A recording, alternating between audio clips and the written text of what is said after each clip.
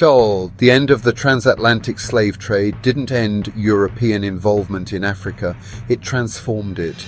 European powers, once focused on coastal slave trading, now craved Africa's raw materials: rubber, palm oil, cotton, gold, and diamonds. The Industrial Revolution fueled this shift as factories demanded resources and new markets.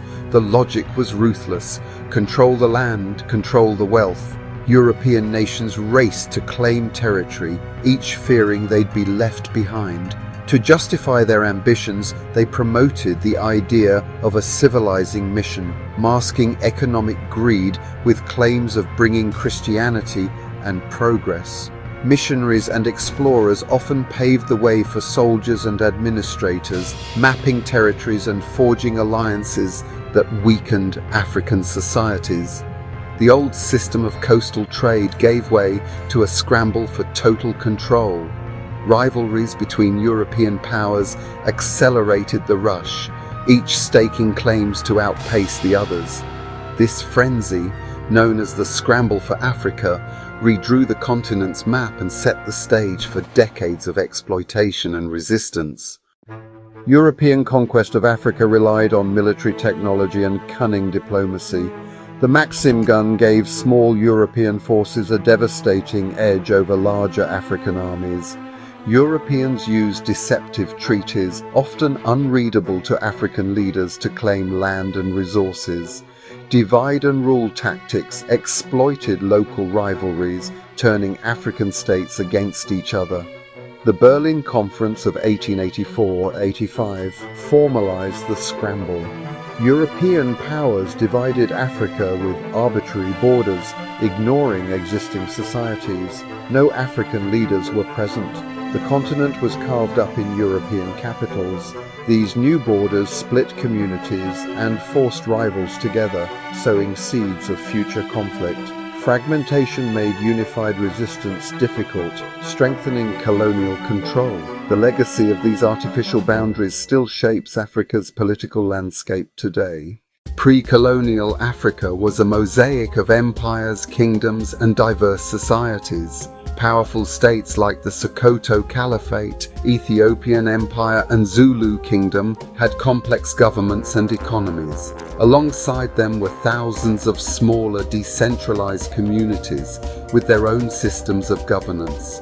Political fragmentation, while a source of cultural richness, made unified resistance to European invasion difficult.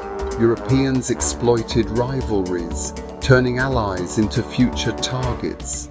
The legacy of the slave trade and internal conflicts weakened some regions, but many African states remained strong and sophisticated. Empires like Asante and Buganda boasted wealth and military power, while Ethiopia famously resisted colonization at Adwa. Africa was never a blank slate. It was a continent of strength, complexity, and resilience. After conquest, Europeans ruled vast territories with few officials by subjugating Africa on every level. Indirect rule co-opted traditional leaders, making them agents of colonial power and disrupting societies. Colonial economies forced Africans into unfair labor, with taxes payable only in European currency, driving people to work for colonial enterprises. In places like the Congo, forced labor and violence were routine. Colonial education and propaganda promoted European superiority, erasing African heritage and instilling inferiority. The threat of violence kept the system in place. Rebellion was met with brutal force. Police and armies, often using Africans from rival groups, crushed resistance and enforced compliance. The colonial order was maintained by fear, not consent. Even in peace, the colonizers' power was absolute and ever-present. Africa's colonization echoed patterns seen in the Americas and Asia. In the Americas, small European forces toppled mighty empires like the Aztec and Inca. aided by superior weapons, alliances, and devastating diseases. Disease wiped out up to 90% of indigenous populations, making conquest easier. Survivors faced land seizure, forced relocation, and cultural erasure.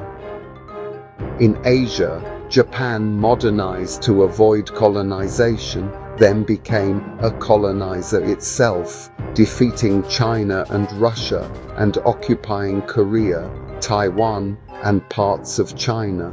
Japan's imperialism mirrored Europe's resource-driven, justified by claims of superiority. South Africa combined settler and extractive colonialism, culminating in apartheid, a system of extreme racial segregation. The struggle against apartheid, led by figures like Nelson Mandela, became a global symbol of resistance. How did small groups conquer larger populations? Not through African weakness, but through technology, organization, and exploiting divisions. Psychological warfare and economic dependency further tilted the balance. Yet colonization was always met with resistance. Africans fought on battlefields, refused taxes, went on strike, and preserved their cultures in defiance. Survival often meant adapting, not surrendering, strategic choices to protect families and traditions. The myth of passive victims is false. Africans were active agents, laying groundwork for future liberation. Colonization was a product of economic ambition, technological power, and political rivalry, not destiny. Resistance was constant, and the spirit of independence endured. The same patterns played out in the Americas and Asia, stories of subjugation, but also of resilience and hope. Understanding this history reveals that power and greed, not racial destiny, shaped our world, and the fight for justice continues.